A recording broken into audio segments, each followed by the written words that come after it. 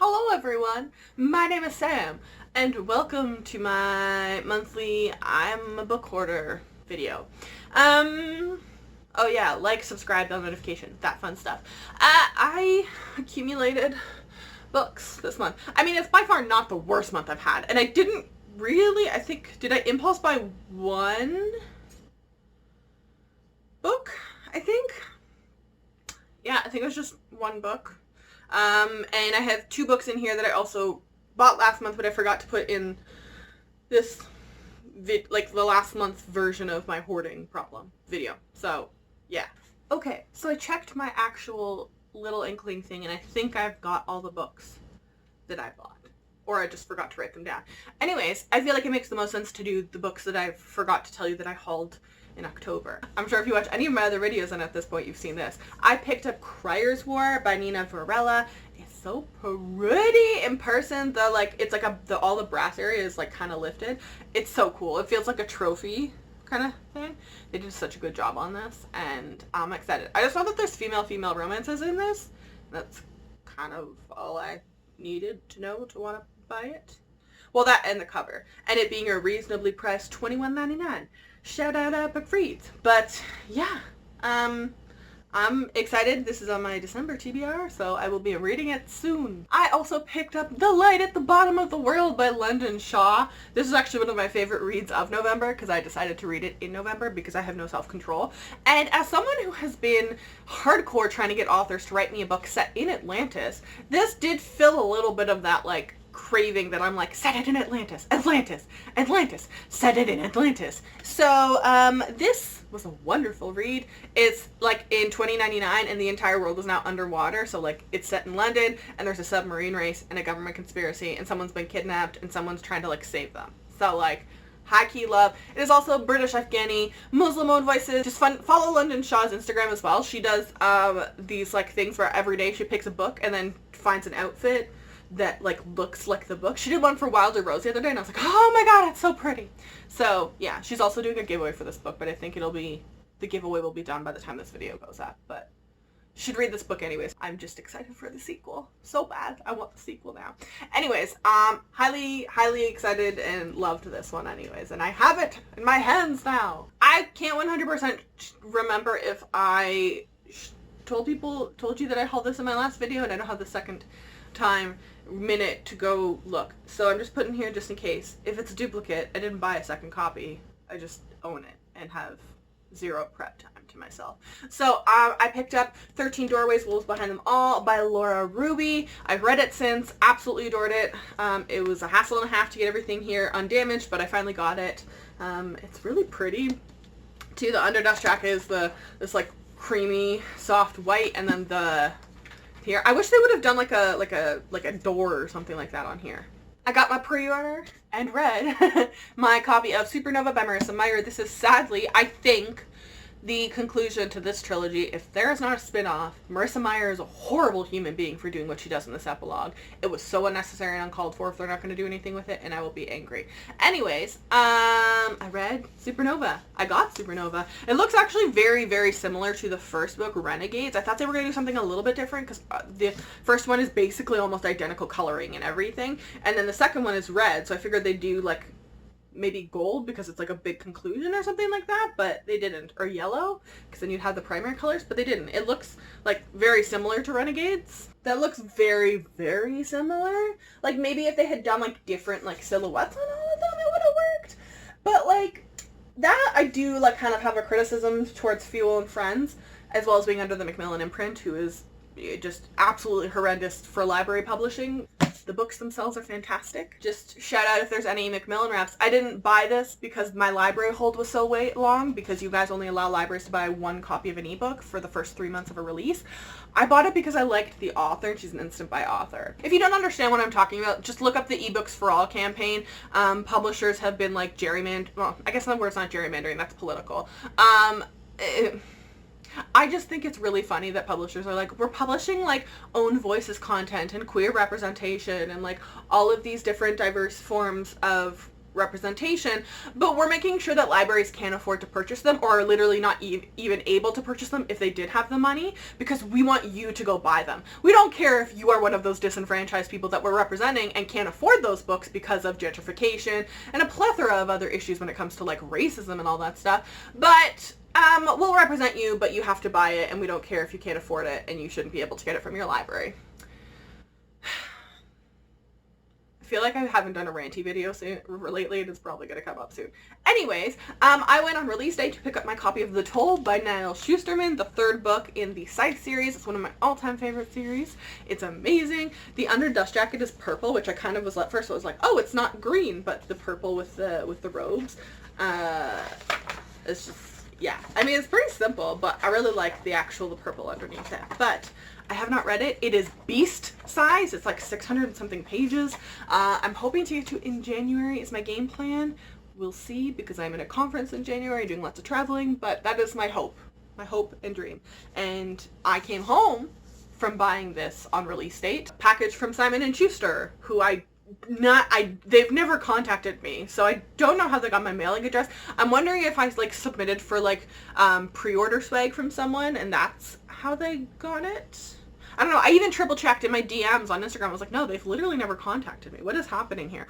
So thanks, Simon & Schuster. I appreciate the arc. I hope y'all would make more accessible and reasonable and less demon-y looking, like you look like villains with the purchasing options that you give to libraries with metered access, but you know that it just gives you more money, you don't care. But thank you for the arc that you sent to me. I'm not totally sure why. I don't have a large audience. I'm just kind of at a loss as to why it was sent. Thank you for sending it.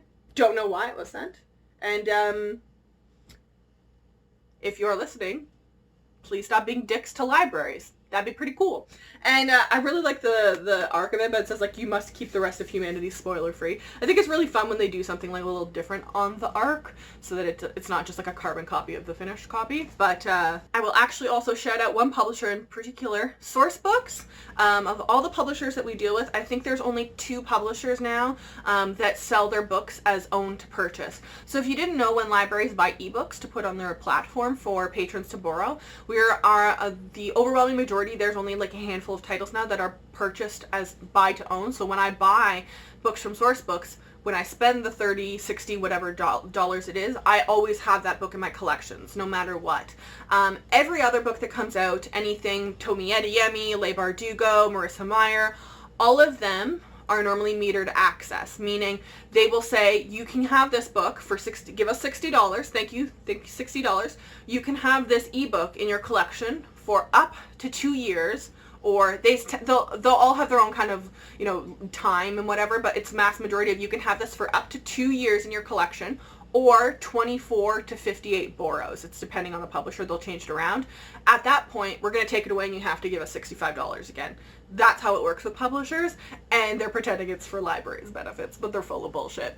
But Source Books, they are honestly, when I look up titles to purchase for our libraries, they're the only publisher that I can remember off the top of my head. I feel like there was one more, but I can't remember who it was. It wasn't a big one.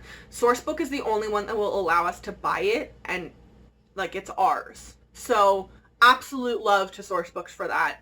Thank you. We really appreciate it. Libraries don't have tons of money. So when you're going to publish content shouting out representation of queer people, of people of different colors that are just not white, immigrants, refugees, and then you put restrictions on it so libraries can't purchase enough copies or we don't get to keep the book, you are limiting access of those same people that you're claiming that this book is representing in for. So that's pretty garbage of you, and you lose all the bonus points you would have gotten for publishing this book that has that representation in it.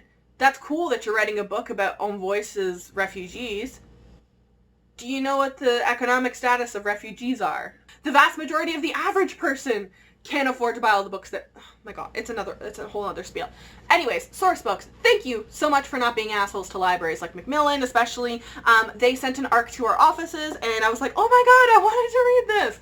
So, Belle Revolte by Litsy Miller. I think I've tried to read one of her books before, and I didn't like it. I don't remember specifically anything about the writing, so I am going into this. I'm excited. It's a standalone fantasy, which could always be like hit or miss, where two women must trade lives, work together, and stay alive, and end a war caused by magic and greed. Emile de Marais is more at home holding scalpels than embroidery needles, and is desperate to escape her noble roots to serve the country as a physician, but society dictates with a noble lady she can't do such work. Annette Bouchard overlooks and overwhelmed by her family, wants more for her life than her humble beginnings, and longs to train in magic. And I believe I saw this tagged as LGBT online, so I'm assuming there's going to be some sort of romance between them, which I'm curious to see how that goes.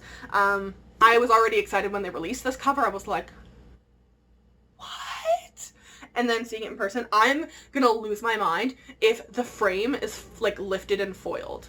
I will absolutely lose it. But like, even if it's not, it's really pretty. I'm excited for this.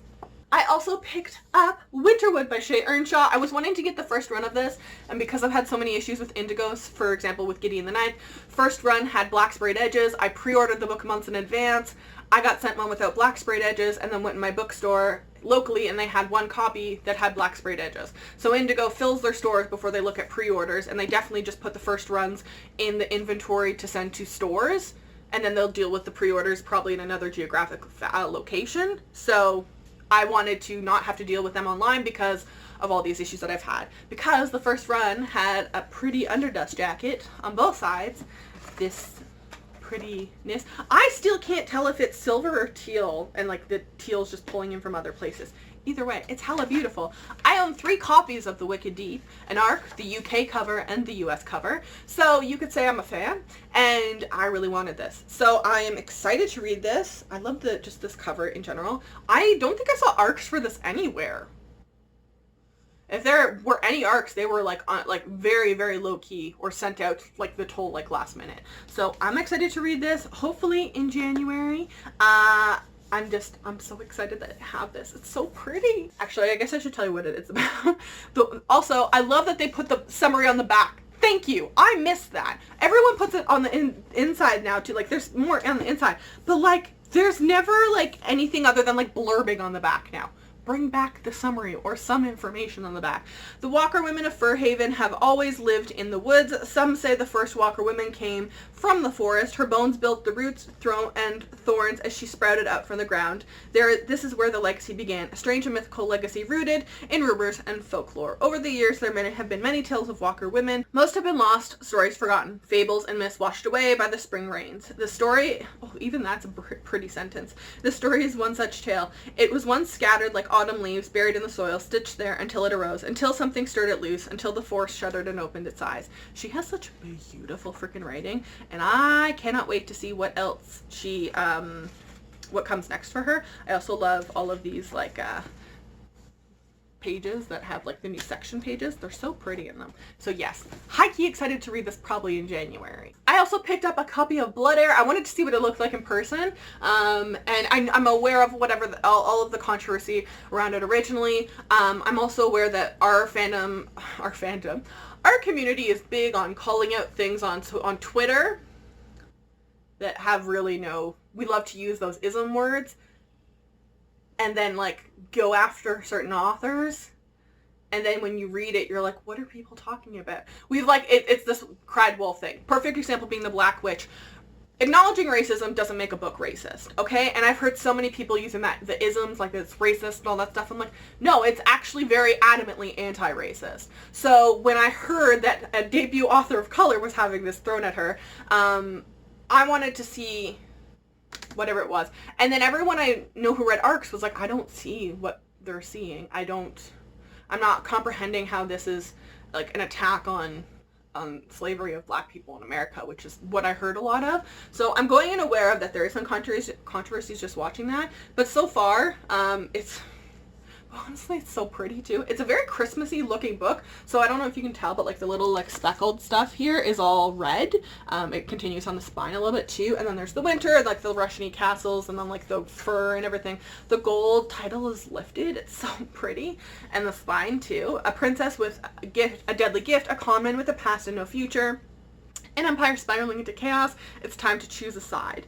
The end pages are also bright red, Christmas red. And then the under dust jacket has like little fences, kind of like the post kind of imprinted on there. It's really, really beautifully designed. So shout out to them. And I am really excited to read this. Honestly, I don't know if it's just like me that notices that, but I feel like every time I go on Twitter, I see that we give like several authors who have already published, we give them passes on saying like really like harmful things about, you know, whatever different diversity backgrounds, but we give them a pass because they are themselves like not from like a cis straight white standpoint. And like I think that's why I had take such an issue now with this call out culture. I'm also fully aware that I'm going into this reading this as a cis straight white person who's native born to Canada. Just for clarification. We all know my stance on Charlie Boatwater covers. They're excessively overused. And they all look like they belong in the ACOTAR world. So I'm ignoring that because I really, really enjoyed Skyward. I really enjoyed that. It's a sci-fi with a main female character. There was very little romance in it, if anything. I think there was a little bit of hinting that something more can come out of it. But I'm really excited. So I definitely want to reread Skyward and then pick up Starsight as well. Again, the text is a little bit foiled and lifted. The rest of it's not.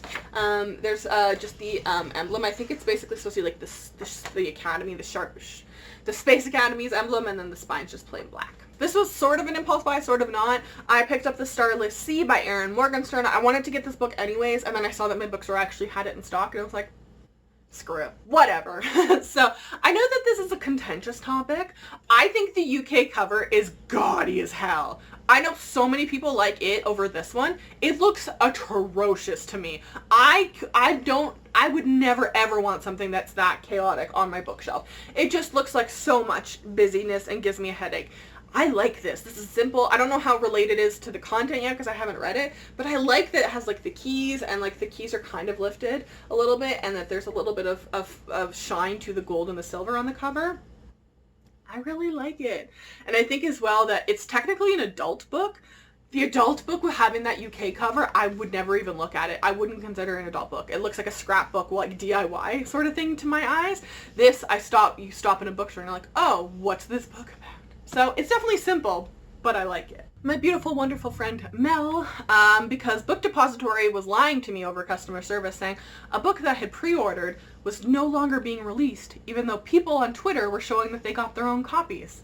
So shout out to Book Depository, and then when I called them on it, they were like, yeah, sorry, our bad. So my friend Mel went to her local Waterstones and picked up the foiled copy of Crown Breaker by Sebastian de Castell, which is the 6th and final book in the Spellslinger series. I love this cover, but I am confused because it's foil gold,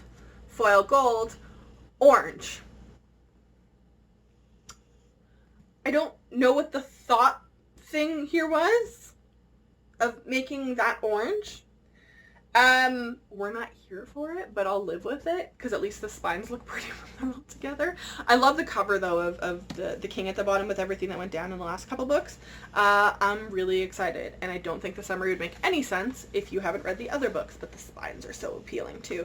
Shout out to Hotkey Press for this cover continuity, but also can someone please explain the foil thing to me of foil, orange unfoiled. I don't know what this thought process was. And I think the last book that I managed to accumulate this month is Rotherweird by Andrew Caldecott, I think is how you say it. I know there's some illustrations in here. I just got interested because of the spine, honestly. I was just like, oh, that looks cool. And